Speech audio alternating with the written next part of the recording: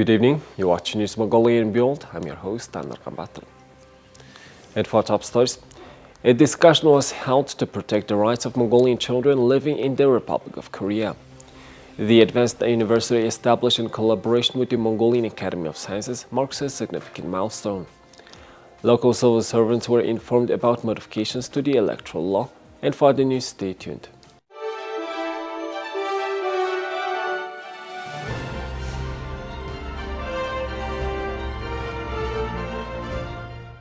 The Speaker of Parliament of Mongolia, visited the National Assembly of the Republic of Korea on September 12 and participated in the discussion regarding the health and social welfare of children of foreigners in the Republic of Korea and solving their problems. The discussions initiated by the Subcommittee on Protection of Children's Rights under the Deputy Chairman of the National Assembly of the Republic of Korea is being held for the third time. Members of the Standing Committee and representatives of the government and non-governmental organizations participated in the discussion. The Deputy Speaker of the National Assembly of the Republic of Korea, Mrs. Kim Young-ju, opened the discussion and said that it is an honor that the delegation led by Speaker of Parliament of Mongolia is participating in this event as an honored guest. Members of the National Assembly participate voluntarily in organizing any discussions, and she would like to thank the members of the Standing Committee on Security and Social Affairs for attending today's event. She said that by organizing the discussion, she is working to simplify the issue of providing social and healthcare assistance to foreigners living and working in South Korea, including the children of Mongolian citizens, as well as reforming the legal regulations. A large percentage of foreigners working in South Korea have overstayed their right of residence.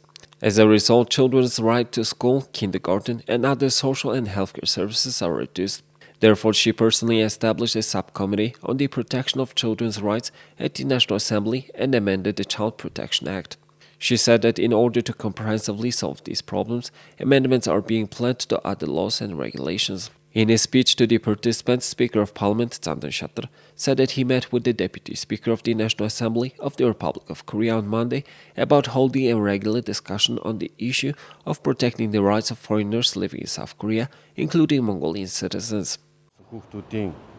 Children are our future. The most important decision was to work together on the issue of protecting the rights of children. In the future, health issues, education issues, and citizenship of citizens living and working in Korea will be discussed. Also, we will discuss the issue of a long-term visa for Mongolian citizens who are staying for a long period of time.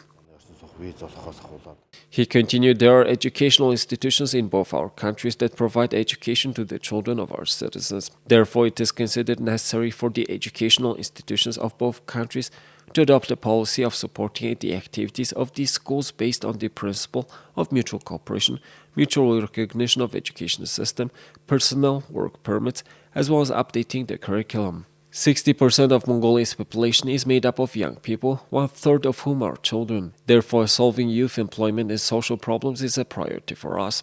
The Great Council of Mongolia approved a law to amend the constitution and increase the number of parliamentarians by 40% in order to strengthen parliamentary democracy. Therefore, we are working to update the order of parliamentary sessions, the principles of debate, and the process of parliamentary inspection in foreign countries. The Speaker of Parliament thanked all of participants for giving the opportunity to participate in the debate of the South Korean Parliament. During the discussion, the members of the National Assembly expressed their opinion that the issue of protecting children's rights should be included in the Constitution and legal regulation of foreigners should be updated as soon as possible. According to a study, there are about 56,000 Mongolian citizens residing in the Republic of Korea. The Mongolian Academy of Sciences made the decision to establish this institution, and subsequently a memorandum of cooperation was established between the Mongolian Academy of Sciences and the University of Science and Technology of Korea. Academics highlight the importance of this university collaboration with Mongolia as a significant advancement in Mongolia's scientific field. Science and technology holds a prominent place in Mongolia, hence there is a need to educate and nurture promising young people. It's imperative, especially to incorporate young, well-educated individuals into the ranks of the Mongolian Academy of Sciences. On this occasion, the significance of the Academy's affiliated university in the ongoing development and professional advancement of scientists was underscored. We are commencing a formal program to cultivate leaders who will shape Mongolia's future in science and technology. This initiative operates independently without the need for any additional government funding and has the capacity to provide specialized training for highly educated professionals upon a request from major technological corporations. In response to requests from institutions and the government, our activities will commence today with the goal of annually training a select group of exceptionally qualified employees. At this university, prioritizing the quality of student education takes precedence over quantity. Exclusive offerings include specialized doctorate and master degree programs, setting it apart from other institutions in Mongolia. This unique approach ensures that students receive a high-quality education not readily available elsewhere. For 2 decades, the University of Science and Technology in South Korea has trained scientists from over 60 nations. The University of Science and Technology leads in research and innovation, offering creative programs in engineering, natural sciences, and computer technology with a strong academic focus. State-of-the-art facilities and global partnerships underscore its commitment to pushing research and technology boundaries. Korea is actively implementing a distinctive project to advance science and technology. Graduates from our institution enjoy notable benefits, including priority access to exclusive research opportunities.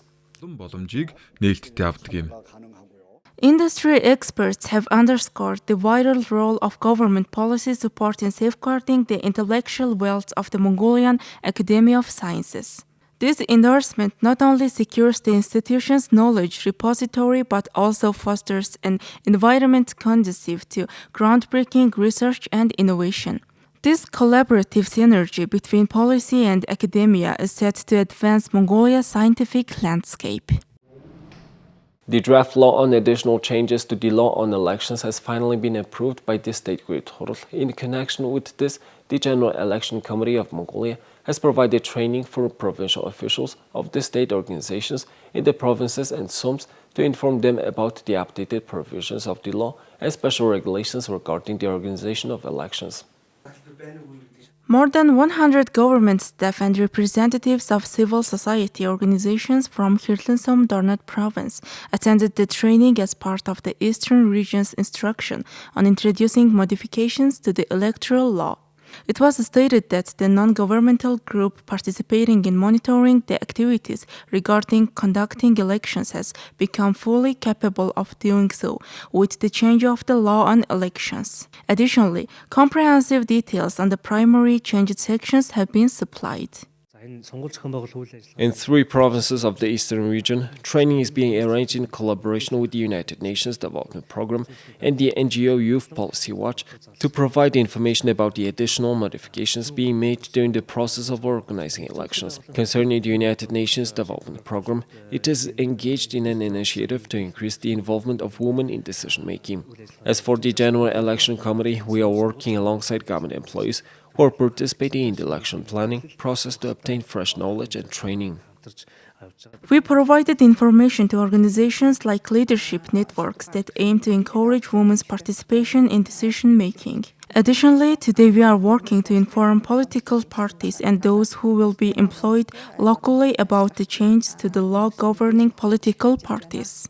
The determination of the candidates' gender ratio has also drawn public attention since the draft law has been discussed, which has raised expectation in society. Additionally, it was explained how the issue was addressed by the law's modifications. I believe that providing comprehensive information to government employees before elections is crucial.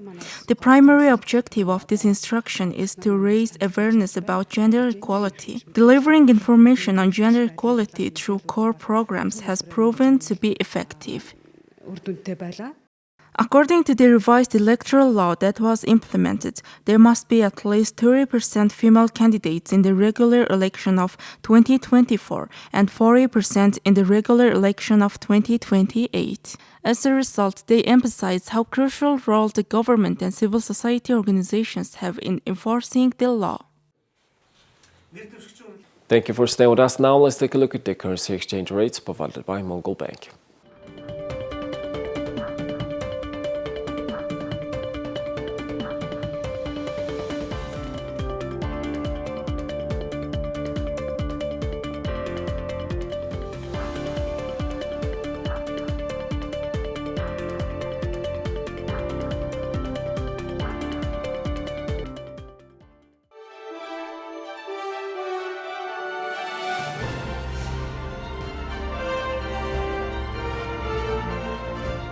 Here's the international news from our partner agencies. The High Representative for Disarmament Affairs, Izumi Nakamitsu, told the UN Security Council Tuesday that any potential or suspected violations of relevant Security Council resolutions in supplying weapons to parties in the war in Ukraine, if verified, are very concerning. Any transfer of weapons must take place within the applicable international legal and policy frameworks, including relevant Security Council resolutions. Any potential or suspected violations of relevant Security Council resolutions imposing sanctions or restrictive measures, if verified, are very concerning. Nakamitsu also expressed concerns at reports related to the transfer and use of cluster munitions throughout the war. Russian UN Ambassador Vasily Nebenzia told the Council that the decision of the US to supply Ukraine with cluster munitions is unquestionable. The decision of the US to supply Ukraine with cluster munitions is unquestionable. According to reports, the Biden administration is preparing a decision about supplying the Kiev regime with long-range missiles with cluster munitions. But the US investigative committee has said that up to a third of these cluster munitions might not explode, and they might remain in the ground as a threat for decades for civilians. Russian officials seem to continue to think they can distract us from the Kremlin's actions undermining international peace and security, including through Russia's irresponsible nuclear rhetoric, through its ongoing efforts to unlawfully procure arms from the DPRK in violation of this very Council's resolutions, through procuring armed drones from Iran used to attack Ukrainian civilian infrastructure, and through endangering cargo vessels in the Black Sea. But Russia should disabuse itself of the illusion that we will be distracted from the darker reality we face. We won't be. Ukraine's ambassador Kristina Hayavoyshin reiterated her country's gratitude to our friends and partners who in practical terms support us in exercising our inherent right to self-defense under the Article 51 of the UN Charter. Hurricane Lee whipped up waves of more than 5 meters on Monday as the Category 3 storm cranked through open waters just north of the Caribbean region. The storm is not expected to make landfall this week, although forecasters said residents of New England and nearby areas should keep a close eye on Lee, which was predicted to slowly turn northward later in the coming days. The storm was located about 655 kilometers north-northwest of the northern Leeward Islands, according to the National Hurricane Center. It had maximum sustained winds of 185 km per hour and was moving northwest 11 km per hour. The center said Lee is likely to pass just west of Bermuda late Thursday and Friday and be located offshore of the mid-Atlantic states and New England by the end of the week. Although Lee is expected to weaken later in the week, it is expected to significantly increase in size and hazard will extend well away from the storm center, the agency said. Bermuda could experience wind, rain and high surf, but it is too soon to determine the specific timing and level of those impacts, the center said. A high surf advisory was in effect for Puerto Rico and the U.S. Virgin Islands, with the National Weather Service warning of breaking waves up to 5 meters for north and east-facing breaches. The National Hurricane Center also warned of dangerous surf and rip currents for most of the U.S. East Coast this week, but what the hurricane might do beyond that is unclear. Well, that's all for today. Thank you for staying with us. We'll see you tomorrow with more news and updates. Have a nice evening. Goodbye.